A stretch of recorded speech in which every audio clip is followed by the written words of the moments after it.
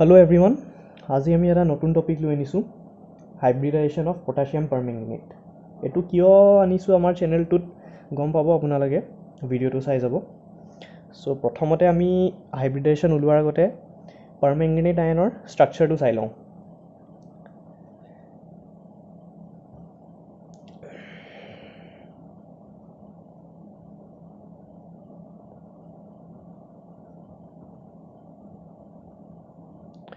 So permanganate ion structure to ami jetia sam ami dekhim je structure to tetrahedral hoy.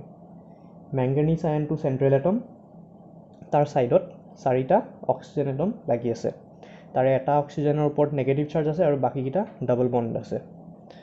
So tetrahedral structure hoy enukwa. Etia tetrahedral hybridization ami jetia saw ami tetrahedral hybridization buli kole amar monot ahe je ami sp3 hybridization to sp3 কিন্তু এই স্ট্রাকচারটোত sp3 hybridization হয় না নহয় হেতু আজি আমি ভিডিওটোত চাম যদি sp3 হাইব্রিডাইজেশন হয় কেনেকে হয় আৰু যদি sp3 নহয় তেতিয়া হলে কিয় নহয় এই বস্তুটো আজি আমি হাইব্রিডাইজেশন খিনি পুরা ডিটেইলছত চাম সো হাইব্রিডাইজেশন আমি আকিবৰ কাৰণে প্ৰথমতে আমি ম্যাঙ্গানিছৰ ইলেক্ট্ৰনিক কনফিগাৰেশনটো জানিব লাগিব সো ম্যাঙ্গানিছৰ যেটো ইলেক্ট্ৰনিক কনফিগাৰেশন আছে এটো atomic number 25 or karne hobo 3d5 4s2 so to manganese 25 e karne hobo 3d5 4s2 so 3d5 4s2 mane jontu d orbital ase he d orbitalot 5ta unpaired electron thakibo aru s orbitalot দুটা paired electron থাকিব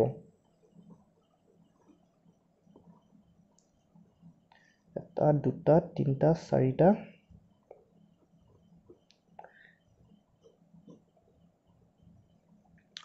এটো হল d orbital 3d5 4s2 আৰু p orbital টো এনে আকি দিছো 4p0 এটা দুটা তিনটা চাৰিটা পাঁচটা এটা দুটা সো গ্ৰাউন্ড ষ্টেটত ম্যাঙ্গানিছৰ ইলেক্ট্ৰনিক কনফিগাৰেশনটো এনেকুৱা হ'ব এতিয়া আমি জানিব লাগিব যে ম্যাঙ্গানিছৰ অক্সিডেশন ষ্টেটটো কিমান হয় হেতু জানিবৰ কাৰণে আমি অক্সিডেশন ষ্টেটৰ ফৰ্মুলাটো এপ্লাই কৰি দিও ডাইৰেক্ট অক্সিডেশন ষ্টেট ম্যাঙ্গানিছৰ আমি x বুলি ধৰিলো x প্লাস অক্সিজেন এটম 4টা আছে অক্সিজেনৰ আমি অক্সিডেশন ষ্টেট -2 বুলি ধৰো ইন জেনাৰেল পেৰক্সাইড না থাকিলে আৰু ওভাৰঅল ৰেডিকেল টু চাৰ্জ -1 আছে so x -8 equal to -1 therefore x equal to +7 so formula apply কৰি আমি ম্যাঙ্গানিছৰ অক্সিডেশন ষ্টেট +7 পাইছো মানে যোনটো ম্যাঙ্গানিছ এটম থাকিব তাতে 7টা ইলেক্ট্ৰন নাথাকে সো এই আমি যোনটো ম্যাঙ্গানিছৰ গ্ৰাউন্ড ষ্টেট লিখিছো ইয়াৰ পৰা আমি ম্যাঙ্গানিছৰ 7টা ইলেক্ট্ৰন ৰিমুভ কৰি দিম সো আকৌবাৰ আমি ভালকে আকু ম্যাঙ্গানিছ এটা দুটা তিনটা চাৰিটা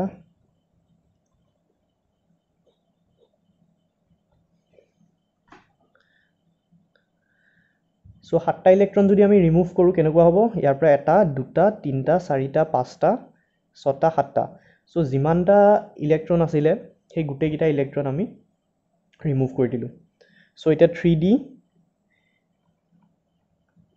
0 হৈ গল 4s 0 হৈ গল 4p 0 হৈ গল এতিয়া s অৰবিটেলৰ হাইব্ৰিডাইজেশন হ'বলে দুটা অপচন আছে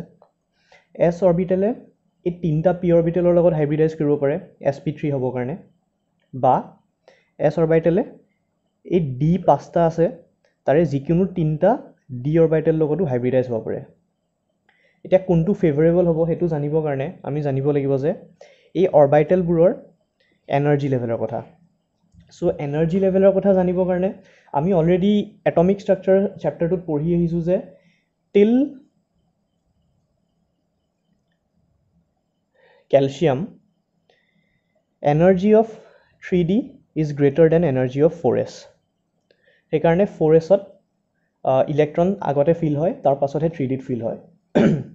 যদিও 4sৰ কোৱান্টাম নাম্বাৰটো হায়াৰ হয় কিন্তু 4sৰ যেহেতু এনাৰ্জিটো লো হয় 3dতকৈ সেইকাৰণে ইলেক্ট্ৰনবোৰ প্ৰথমতে 4sত ফিল হয় তাৰ পাছত 3d লৈকে ফিল হয় এটো অকল ক্যালসিয়ামলৈকেহে এপ্লাই হয় ফ্ৰম এটমিক নাম্বাৰ 21 স্কেন্ডিয়ামৰ পৰা ষ্টাৰ্ট কৰি আপোনালোকৰ স্ক্ৰিনত এখন গ্ৰাফ গৈছে এই গ্ৰাফখন চালে আপোনালোকে গম পাব যে এটমিক নাম্বাৰ 21ৰ পৰা energy of 3d is lesser than energy of 4s so ইয়াতে সিচুৱেশনটো অকমান বেলেগ হৈ যাব ম্যাঙ্গানিছৰ কাৰণে 3d অৰবিটেলৰ যোনটো এনাৰ্জি আছে সেই এনাৰ্জিটো 4s তকৈ কম হয় আৰু কম হোৱাৰ কাৰণে আমি জানো যে হাইব্ৰিডাইজেশন ফেভৰেবল কেতিয়া হয় যেতিয়া দুটা ইন্টাৰমিক্স কৰা অৰবিটেল গিটাৰ মাজত এনাৰ্জি ডিফাৰেন্স বেছি নাথাকে এতিয়া যেহেতু আমি যদি 4s ৰ এনাৰ্জি লেভেল চাওঁ 4p আৰু 4d ৰ মাজত পৰিছে 4p ৰ যেহেতু হাই এনাৰ্জি লেভেল আছে মানে এনাৰ্জি বেছি আছে 4p সো s অৰবিটেলে p অৰবিটেলৰ লগত হাইব্ৰিডাইজেশনটো বেছি ফেভৰেবল নহব হাই এনাৰ্জিৰ কাৰণে যেহেতু 3d অৰবিটেলছবোৰৰ এনাৰ্জিটো কম হয় 4s তকৈ সেইকাৰণে s এ d অৰবিটেলৰ লগত হাইব্ৰিডাইজ কৰাটো ফেভৰ কৰিব সো s এ p লগত হাইব্ৰিডাইজেশন নকৰে s এ তিনটা d অৰবিটেলৰ লগত হাইব্ৰিডাইজ কৰিব এই তিনটা d অৰবিটেলৰ লগত হাইব্ৰিডাইজ কৰিলে আৰু কোনকিটা d অৰবিটেলৰ লগত হাইব্ৰিডাইজ কৰিব dxy dyz আৰু dxz dz স্কয়াৰ আৰু dx square minus y square এই দুটা হাইব্ৰিডাইজেশনত পাৰ্ট নলয় এইকিটা আনহাইব্ৰিডাইজ থাকি যায় সো হাইব্ৰিডাইজ হোৱাৰ পাছত অৰবিটেল কিটা আমি যদি আকো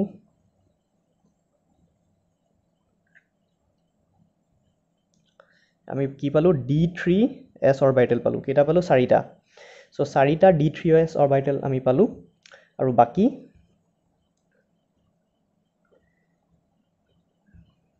dx square minus y square dz square এগিটা আনহাইব্ৰিডাইজ থাকি গল আৰু 4p এগিটা আনহাইব্ৰিডাইজ থাকি গল সো এইগিটা আমি হাইব্ৰিডাইজ অৰবিটেল পালো এতিয়া আমি চাব লাগিব যে অক্সিজেন গিটাই বন্ডিং কেনেকৈ কৰে সো ইয়াতে আমি আনইউজুৱেল বস্তু কি দেখিলো যে আমি যোনটো আগৰ পৰা জানি আহো যে টেট্ৰাহেড্ৰেল ষ্ট্ৰাকচাৰৰ কাৰণে সদায় sp3 হাইব্ৰিডাইজেশন হয় কিন্তু হেতু ইয়াত আমি দেখা নাপালো আমি ইয়াত দেখিলো যে যদিও পাৰম্যাঙ্গানেটৰ ষ্ট্ৰাকচাৰটো টেট্ৰাহেড্ৰেল হয় কিন্তু ইয়াতে হাইব্ৰিডাইজেশনটো sp3 নহয় ইয়াতে হাইব্ৰিডাইজেশনটো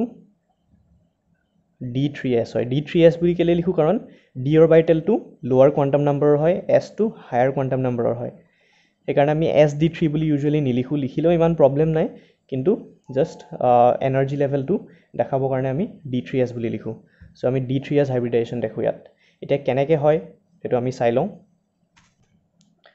সো আমি অৰবিটেল খিনি অলপ ভালকে আঁকি ললো যাতে বন্ডিংটো কেনেকৈ হয় আমি ভালকে দেখাব পাৰো আৰু তাৰ আগতে আমি কি কৰিলো আমি পাৰম্যাঙ্গানেট আয়নটোত অক্সিজেন খিনি নাম্বাৰিং কৰি ললো যোনটো নেগেটিভ চাৰ্জ থকা অক্সিজেন আছে এটো 4 নম্বৰ দিছো বাকি কিটা 1 2 3 এনেকে দিছো সো এই 4 নম্বৰ অক্সিজেনটো নেগেটিভ চাৰ্জ এটা দি দিও কনভিনিয়েন্সৰ কাৰণে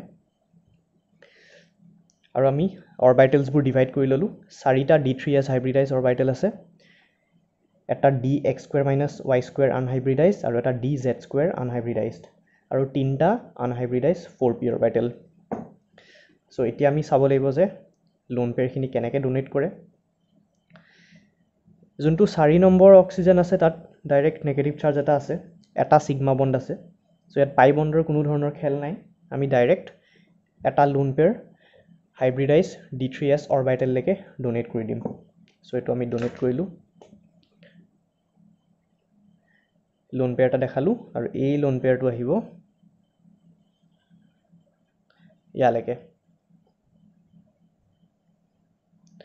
ইয়ালৈকে আহিলে তাৰ পাছত অক্সিজেন 3 কাৰণেও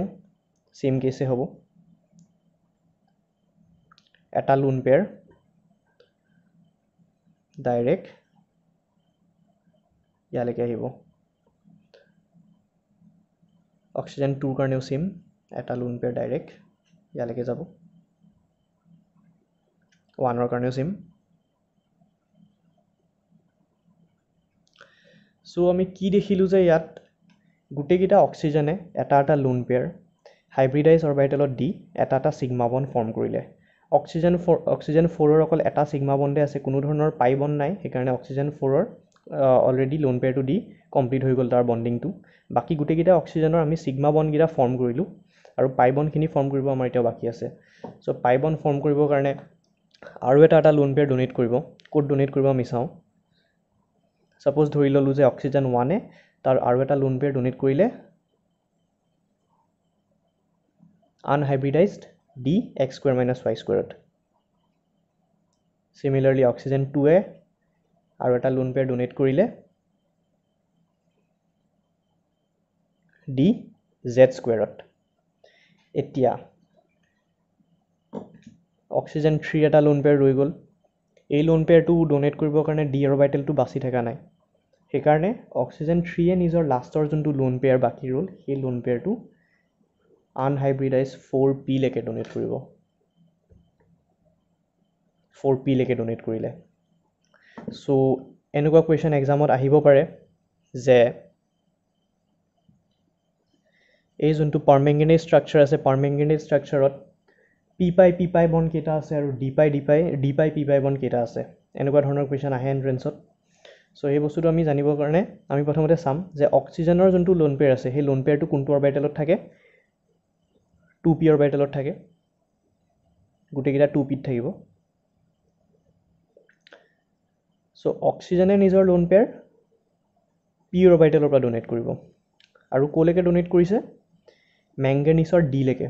দুটা অক্সিজেনে পিৰ পৰা মেংগেনিছৰ d লৈকে ডোনেট কৰিছে আৰু এটা অক্সিজেনে পিৰ পৰা মেংগেনিছৰ p লৈকে ডোনেট কৰিছে। তাৰমানে আমি দেখিলোঁ যে 3টা পাই বণ্ড আছে, তাৰে 2টা p পাই d পাই বণ্ড আৰু এটা p পাই বণ্ড। এই দুটা বহুত ইম্পৰ্টেণ্ট বস্তু আমি জানি থ'ব লাগে। p পাই d পাই বণ্ড কেইটা আছে বুলি সুধিলে আমি 2টা আছে বুলি ক'ব পাৰিব লাগিব, আৰু p পাই বণ্ড কেইটা আছে বুলি যদি সোধে আমাক আমি এটা আছে বুলি ক'ম। চ' এইটো আমি এই ষ্ট্ৰাকচাৰটোৰ মানে বণ্ডিংটো চালেহে আমি ক'ব পাৰোঁ যে p পাই d পাই আৰু p পাই বণ্ড কেইডাল আছে। আৰু ছিগমা বণ্ড আমি চব কনচিডাৰ কৰিলোঁ অলৰেডি। এতিয়া এনেকৈ যদি আমি চাওঁ, আমি দেখোঁ যে যিহেতু p পাই বণ্ড আছে, p পাই d পাই বণ্ড আছে, ইয়াতে অকল ছিগমা বণ্ড আছে। চ' বণ্ড লেংথ গোটেইকেইটা অক্সিজেনৰ কাৰণে বেলেগ হ'ব লাগিছিলে, বণ্ড অৰ্ডাৰ গোটেইকেইটা অক্সিজেনৰ কাৰণে বেলেগ হ'ব লাগিছিলে, বণ্ড এনাৰ্জি গোটেইকেইটা অক্সিজেনৰ কাৰণে বেলেগ হ'ব লাগিছিলে। কিন্তু যেতিয়া এক্সপেৰিমেণ্টেলি দেখা গ'ল, তেতিয়া দেখা গ'ল যে bond length, bond energy, bond order গোটেইকেইটা অক্সিজেনৰ কাৰণে ছেইম হয়। এইটো কেলৈ হ'ল? এইটো ৰেজনেঞ্চৰ কাৰণে হ'ল। ৰেজনেঞ্চ কেনেকৈ হ'ব? এই নেগেটিভ চাৰ্জটোৱে ইয়াত ডোনেট কৰিব, লগালগ এই পাই বণ্ডটোৱে ইয়াত ডোনেট কৰিব। নেক্সট ষ্টেপত ইয়াৰে নেগেটিভ চাৰ্জটো আকৌ ইয়াত আহিব, এই পাই বণ্ডটো আকৌ ইয়াত আহিব, এনেকৈ ৰেজনেঞ্চ হৈ থাকিব। তাৰপিছত ৰেজনেটিং হাইব্ৰিড যোনটো ফৰ্ম হ'ব এইটো এনেকুৱা হ'ব দেখাত।